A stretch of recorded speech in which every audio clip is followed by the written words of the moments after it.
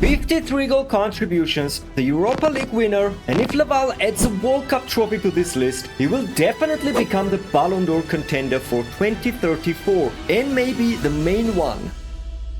Italy are in the Group C with Norway, Ghana and Poland. Not an easy group by any means. Squadra Azzurra switched the formation to more ordinary, but yet effective 4-3-1-2. The main change in starting 11 compared to the Euros are addition of Giordano in the right back position. And of course the goalkeeper's switch. Marco Carnesecchi will be the number one for Squadra Azzurra instead of Gigi Donnarumma. But again, nothing is changed in terms of poor performances from the Italian national team in the beginning of the tournament. Erling Haaland opened the score for Norway in the 32nd minute of the opening match. He was very close to double their lead just before the halftime, but the ball refused to bounce in after hitting the crossbar. In the 65th minute, Lawal has found himself one-on-one with the keeper after Martinelli's through ball and he equalized the score.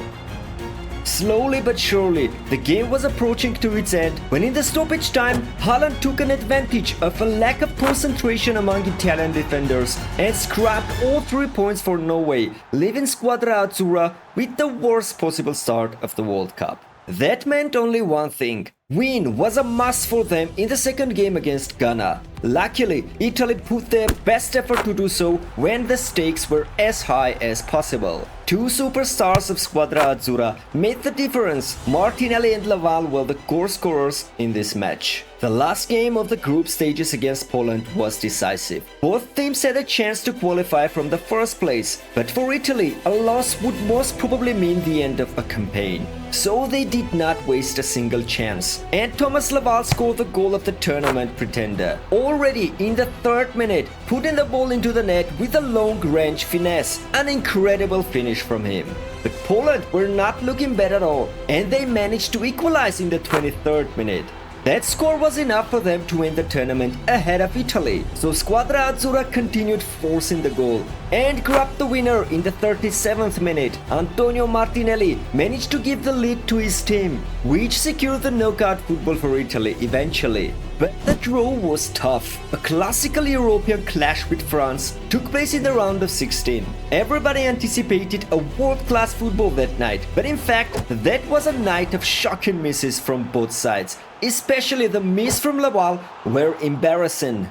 Anyways, Italy were a little bit closer to win that night. And again, Antonio Martinelli stepped up one more time in the 68th minute to make their way through to the quarterfinals. With this kind of performances, Martinelli overshadowed Lawal and his chances for the Ballon d'Or. If Thomas wants to keep his chances alive for the most prestigious individual trophy, he needs to take more responsibility and perform much better than this. Soon he had a chance to do exactly that in the game against Germany in the quarterfinals. Another tough opponent for Squadra Azzurra, but they started the game aggressively and already opened the score in the 13th minute from the corner kick. Scalvini managed to give a lead to Italy from Lawal's assist. But in the second half, Germany did put a massive pressure on the Italian defense, and that night Marco Carnesecchi proved to be the best choice between the sticks with his multiple saves. But even that was not enough to keep the tiny lead Squadra Azzurra had, as Lawal's partner from the Bayern dance, Jamal Musiala, managed to equalize the score 5 minutes before the final whistle. Match went to an extra time, where Italy got a corner kick again in the 99th minute. And another beautiful delivery from Thomas Lawal. This time Udogie scored a banging header to give a lead to Squadra Azzurra one more time. They could even extend it, but Pafundi hit right to the goalie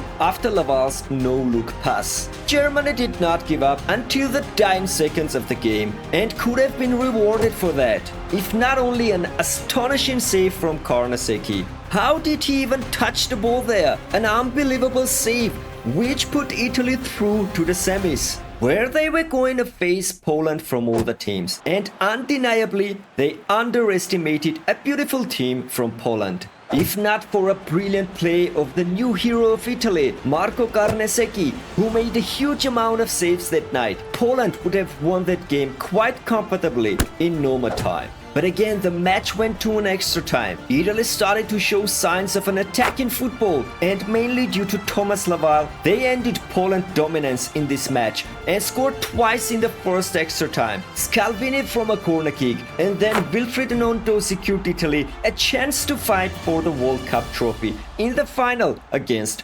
Portugal.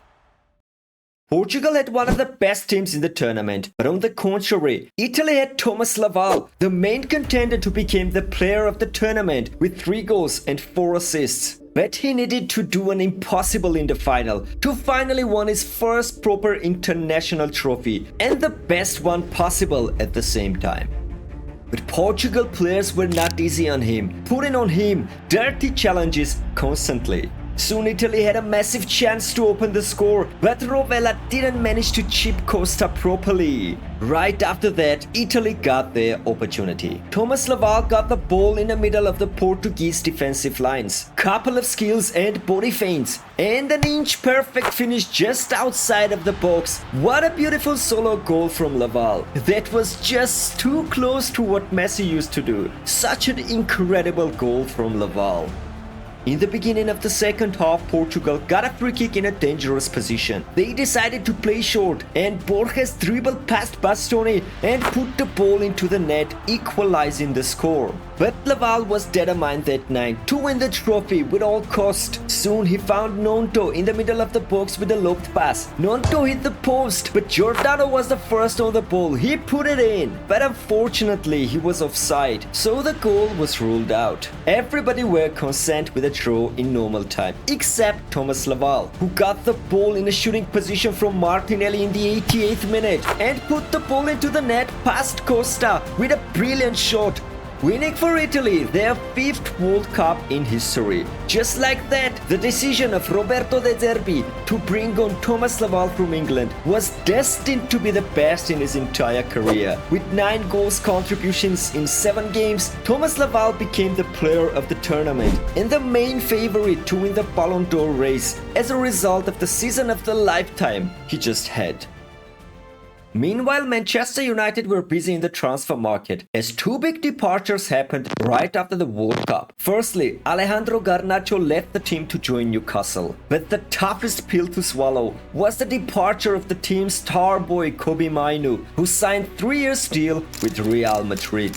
Instead of these players, United signed a talented young Englishman, Leon Palmer, for 50 million from Aston Villa. Another Englishman, a backup goalkeeper from Southampton, Marcus Edwards, and 2 other players as a direct replacement for Mainoo and Garnacho, in Archie Gray from Marseille, and the young, talented Brazilian winger from Saudi League, Agenor Correa. Team was looking a little bit new, with more young players in the squad compared to the previous season. And that team started the season instantly winning a trophy. An only goal of the game for the Community Shield against Burnley was scored in the end of the first half. Antonio Martinelli on the scoreboard. Everybody were waiting for November the 2nd, when France Football were going to announce the Ballon d'Or winner. Of course, Lawal was nominated. He got 62 goal contributions in a single season and was the best player at the World Cup. He definitely deserved that award. He made the best 4 for the first time and right away won the ultimate award. Congratulations to Thomas Lawal for his first ever Ballon d'Or.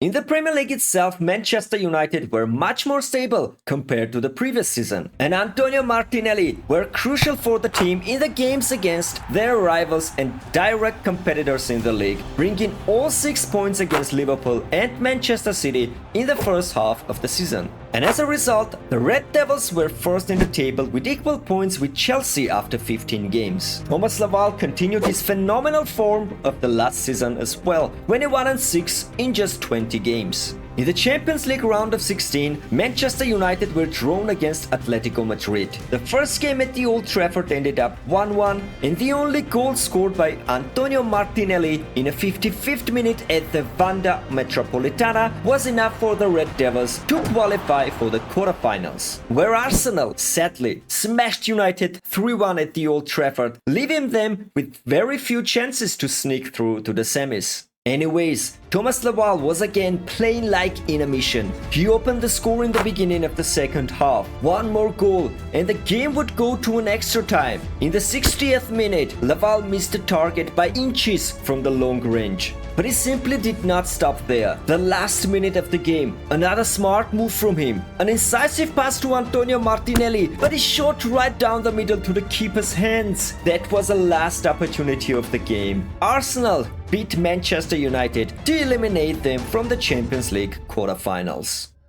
And in the league as well, Arsenal are first of the 33 games with 8 points lead over Manchester United. But the Red Devils have a game in hand. Basically, they need to win all the 6 remaining games and hope that Arsenal would lose the points. That seemed like mission impossible. An all-decisive match happened at the Old Trafford, where United host their city rivals. The loss in that game would clearly put an end to the title race. Antonio Martinelli did find his form from the beginning of the season and was the X-factor of the team. And the direct red card of Foden made the Red Devils' task much easier. 2-0 victory in the end, and that was a start of the winning streak that lasted until the last fixture of the season. The win against Leicester City at the home ground will guarantee the Premier League trophy for Manchester United.